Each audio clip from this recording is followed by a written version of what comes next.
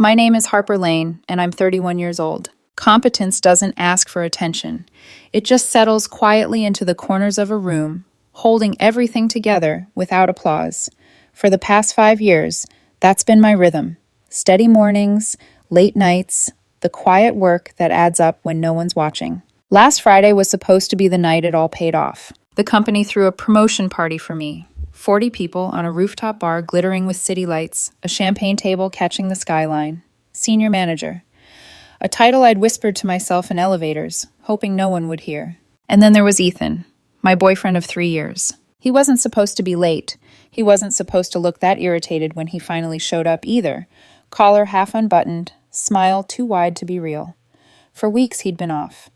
When I'd told him about the promotion, he'd half smiled and said, "Just don't turn into one of those people who thinks they're better than everyone." I laughed then. I shouldn't have. The evening was perfect at first. My boss, Marcus, toasted with a speech about consistency and leadership. Harper has done what very few people manage. She's built trust by earning it.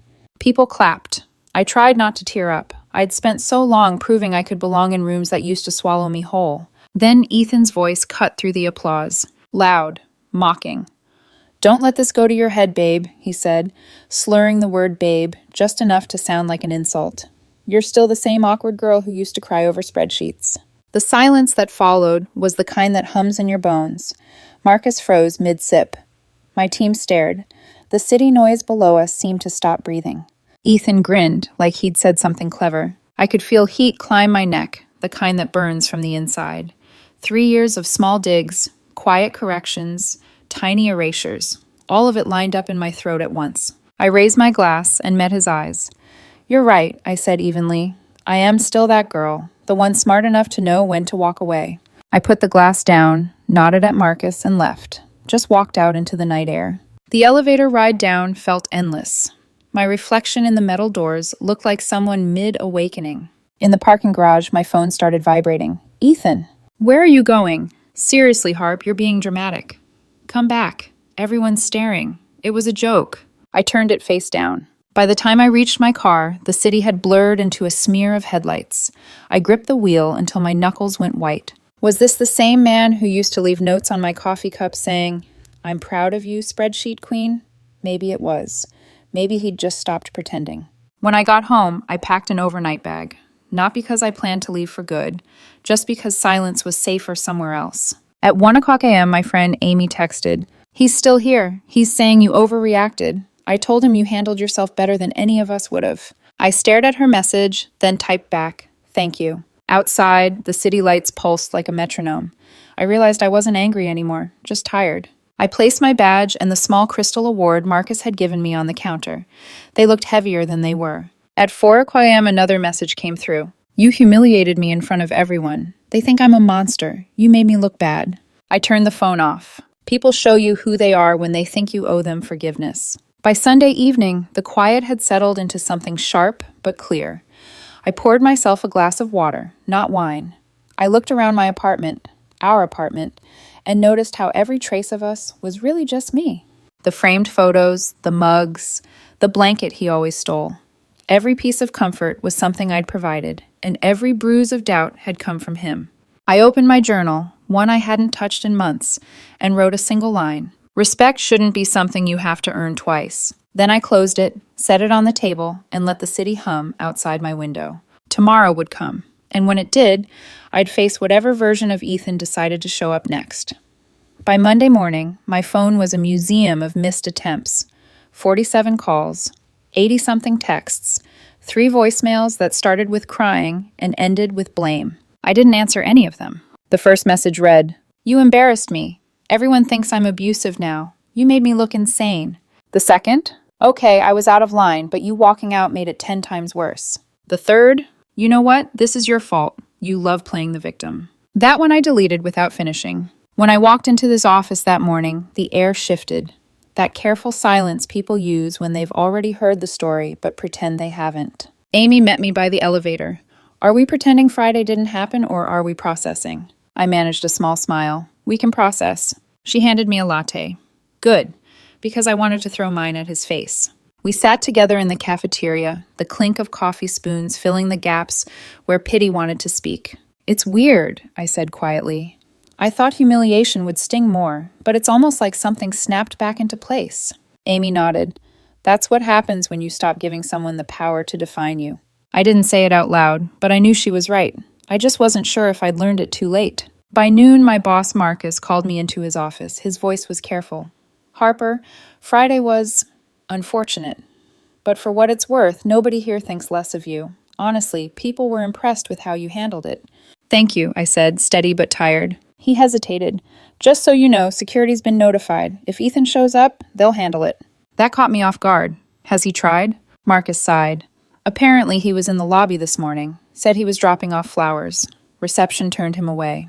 A hollow laugh escaped before I could stop it. That's thoughtful. Marcus gave me the kind of look that says, don't let this rattle you. I didn't, not visibly. That night my phone buzzed again. You can't just erase me over one joke. I made a mistake. I was nervous, okay? I felt small next to you up there. You love this, don't you? Playing the hero. I muted the thread and started a new note on my phone labeled documentation. It wasn't about revenge, it was about reality. When someone keeps rewriting the story, you start keeping your own version. Tuesday, the messages changed tone. My key doesn't work. Very mature. You're not allowed to change the locks, Harper. That's illegal eviction. For the record, the lease was in my name. It wasn't eviction, it was clarity. I need my things. My dad's a lawyer. His dad was a retired dentist. That afternoon, I got a call from an unknown number. The voice on the other end was tight and annoyed. Hi, this is Adriana, Ethan's sister. What did you do to my brother? Excuse me? He's a wreck. He hasn't eaten. He's been crying for days. You ruined him. Adriana, your brother called me a loser in front of my boss and 40 coworkers. That's not what he told us. Of course it's not. She paused, then said softly, he said it was a joke. I exhaled slowly. Maybe next time he should try telling it somewhere private. She hung up. That evening, Ethan's tone turned again, this time with theatrics. You left me with nothing. I'm talking to my lawyer. An hour later, a courier dropped off a letter. Notice of intent to sue for emotional distress, defamation, and unlawful eviction. I almost laughed. Defamation. As if facts could slander him. I forwarded it to my company's legal department. A benefit of being management now, you have resources. Within an hour, they replied, this is frivolous. Do not respond directly. We'll handle if necessary. For the first time in days, I smiled. Wednesday morning, I woke up to a flood of notifications. Ethan had posted on Instagram. 3 years wasted on someone who can't take a joke. Toxic femininity is real. Some women can't handle being with a man who challenges them. He'd tagged me. The comments were brutal. Some people echoed his self-pity, others didn't. Maybe don't insult your girlfriend in front of her boss. This feels like missing context. Imagine calling your partner awkward in public and thinking you're the victim. By noon, the post was deleted. That night, I sat by the window watching the rain smear the skyline. My phone was silent for once. The quiet felt strange, like peace pretending to be temporary. I pulled out my journal again and wrote, he wants an audience, I want the truth.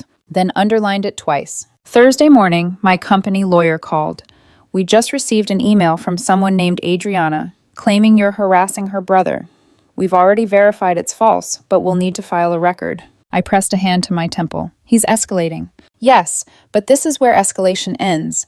Keep documenting. We'll protect you.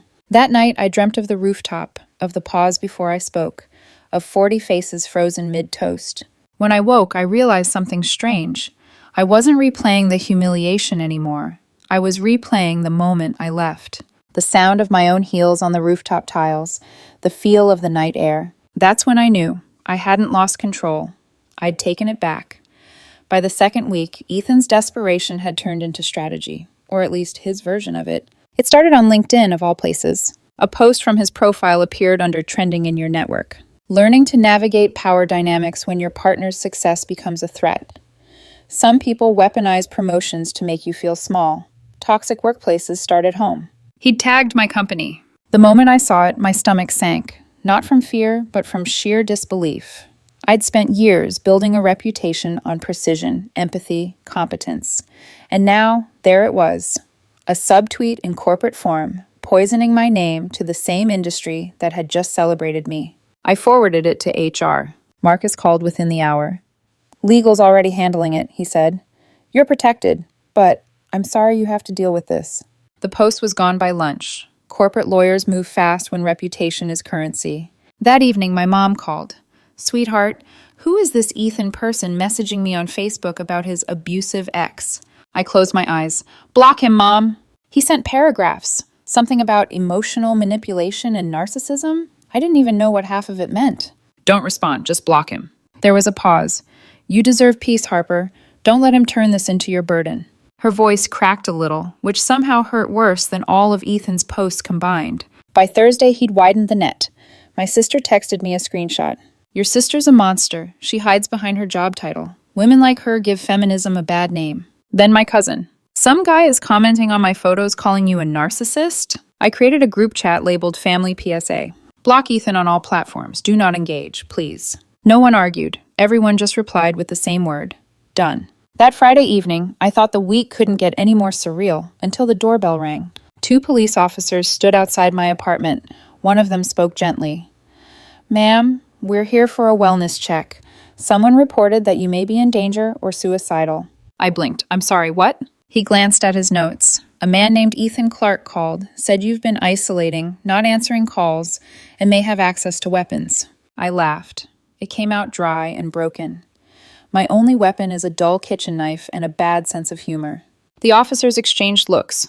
"Do you feel unsafe?" "Yes," I said, "but not from myself." I showed them the email chain from my company lawyer, the screenshots, the texts. They nodded grimly, one of them taking photos of the documentation. Before they left, one officer turned back. "If you'd like to file a harassment complaint, we can start that process now." "I would," I said. My voice didn't shake this time. Saturday morning, my building's security called. "Ms. Lane, just letting you know, a man matching your ex's description attempted to enter the garage again. We turned him away and logged it."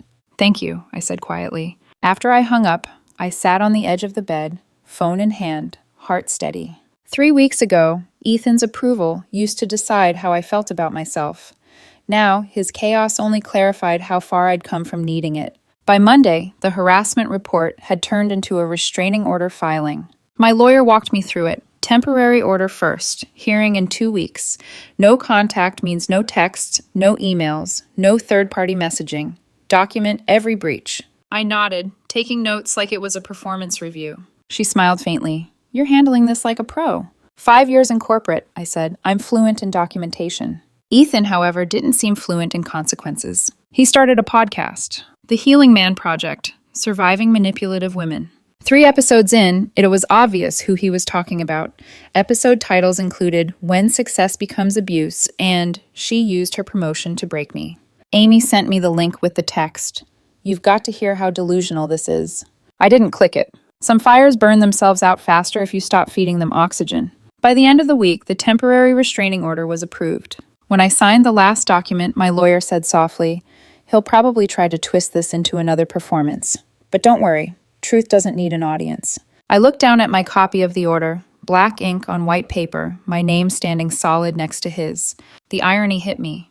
After everything, it wasn't his love that left a mark. It was his paperwork. That night, I went for a walk along the river. The air was crisp. The city lights reflected on the water like fractured glass. For the first time in months, no part of me felt small. I didn't rehearse comebacks or reframe memories or imagine what-ifs. I just breathed. Because this wasn't about heartbreak anymore, it was about recovery. And recovery, I realized, was quieter than I expected. It didn't roar or announce itself. It just waited, like the first dawn after a long, bad storm. 2 weeks later, the hearing felt less like a showdown and more like a closing ceremony. The courtroom was smaller than I expected. Gray carpet, flickering fluorescent lights, the smell of stale coffee. Ethan sat across from me, pale and jittery, his hair a little longer, his smile too rehearsed. He didn't have a lawyer, just a friend sitting beside him with a manila folder and nervous eyes. When the judge entered, the room fell into that heavy silence that only exists where truth is about to be weighed. My company's legal team had prepared everything. Screenshots, police reports, HR statements, even security footage of him trying to follow me into the office building. Ethan's evidence, on the other hand, was a stack of printed texts where I hadn't responded, a photo of his belongings in boxes, and a transcript from his podcast. He claimed I'd emotionally manipulated him by leaving, that I'd used my corporate influence to destroy his image, that I'd weaponized mental health stigma. The judge's expression didn't change once. When it was my turn to speak, I kept it brief. I didn't rehearse speeches or raise my voice. I simply said, "This isn't about revenge, it's about peace." Then I handed over my documentation. Every date, every screenshot, every incident noted with timestamps. The judge skimmed the files for less than 5 minutes before speaking. "Ms. Lane, your evidence is thorough and credible. Mr. Clark, your claims are unsupported. The court grants the restraining order for 2 years, effective immediately. You are to have no contact, direct or indirect, with Ms. Lane." Ethan's mouth fell open. "But she ruined my life." The judge's gavel hit once. Consequences aren't ruin, they're reminders. It was over. Afterward, I walked out into the sunlight, clutching a copy of the order.